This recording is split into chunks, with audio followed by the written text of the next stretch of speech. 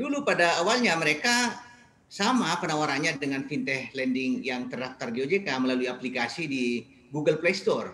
Tetapi belakangan ini sangat mudah kita lihat mereka itu menawarkan melalui SMS kepada masyarakat, di mana masyarakat kita bisa menerima banyak sekali penawaran-penawaran fintech lending ilegal ini, juga melalui Instagram dan beberapa media sosial lainnya. Nah, kondisi ini membuat masyarakat kita saat ini dijejali dengan penawaran-penawaran fintech lending ilegal ini. Satgas Waspada Investasi selalu bekerja sama dengan 13 kementerian lembaga yang berada di Satgas Waspada Investasi untuk secara dini melakukan pemblokiran melalui Kominfo terhadap penawaran-penawaran fintech lending ini.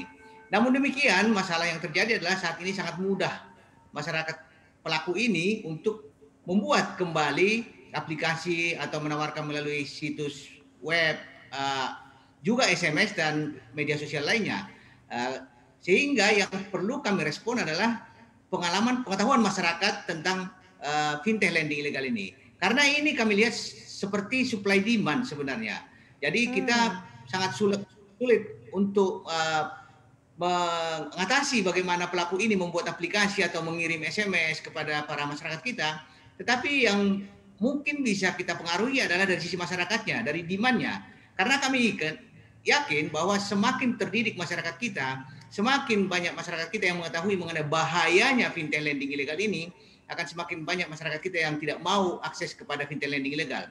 Kalau kita lihat, bahaya sekali fintech lending ilegal ini. Kita lihat contohnya masyarakat kita yang akses ke fintech lending ilegal ini, dia sangat tinggi bunganya, fee-nya sangat tinggi. Contohnya, yang dipinjam 1 juta, tapi yang transfer hanya 600.000. Jangka waktunya yang diperjanjikan contohnya 1 bulan, ternyata hanya 1 minggu yang disetujui. Kemudian bunganya sangat tinggi.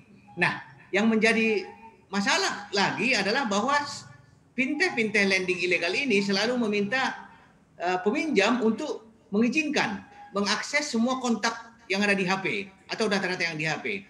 Nah, data-data ini akan digunakan sebagai bahan untuk teror pada saat peminjam tidak mampu membayar pada waktu jatuh tempo pinjamannya.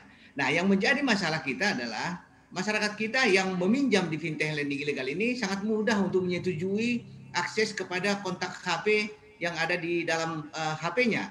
Padahal itu sangat membahayakan diri peminjam dan juga masyarakat sekitar yang ada nama yang bersangkutan di HP ini. Karena kita juga tidak jarang melihat masyarakat kita yang tidak tahu menahu tentang pinjaman orang lain yang nama kita ada di HP dia, kita juga ikut kena teror bahwa kita dikatakan sebagai penjamin dan kita harus melakukan penagihan kepada orang yang meminjam ini. Nah, ini sangat berbahaya. Oleh karena itu, kami sangat mengharapkan kewaspadaan masyarakat. Namun di sisi lain memang banyak juga kejadian pengaduan yang masuk kepada kami. Mereka memahami bahwa kegiatan-kegiatan yang diikuti atau pinjaman yang diikuti itu adalah pinjaman yang memang tidak terdaftar di OJK karena keterpaksaan. Jadi mereka meminjam di berbagai fintech juga tidak dapat, meminjam di keluarga, family juga tidak dapat, akhirnya terjebak di fintech lending ilegal ini. Nah, yang berbahaya juga di fintech.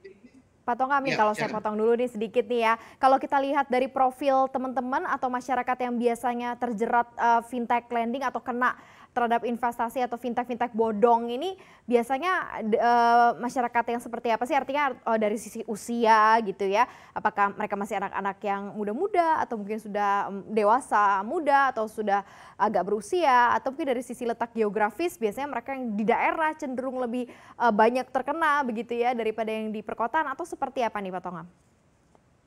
Ya, kalau kami lihat dari jumlah pengaduan dan usia dari para peminjam di fintech lending ilegal ini, kelihatannya memang masih rata-rata usia muda dan banyak juga mahasiswa yang mungkin membutuhkan uang segera, mereka masuk ke sana yang pada akhirnya orang tuanya yang menjadi yang membayar jadinya setelah dilakukan teror oleh para pelaku ini. Dan kalau kita lihat memang data yang ada di kita kebanyakan itu para peminjamnya berada di daerah kota-kota besar seperti Jakarta, Jabodetabek, seperti itu. Jadi mungkin yang menjadi masalah adalah kebutuhan dasar yang memang harus dipenuhi dan tidak bisa mendapat uang dari manapun. Tetapi kami sangat mengharapkan juga bahwa fintech lending yang terdaftar di OJK pun bisa diakses sebenarnya. Jadi kita sangat mengharapkan masyarakat agar tidak mengakses sama sekali fintech lending ilegal ini.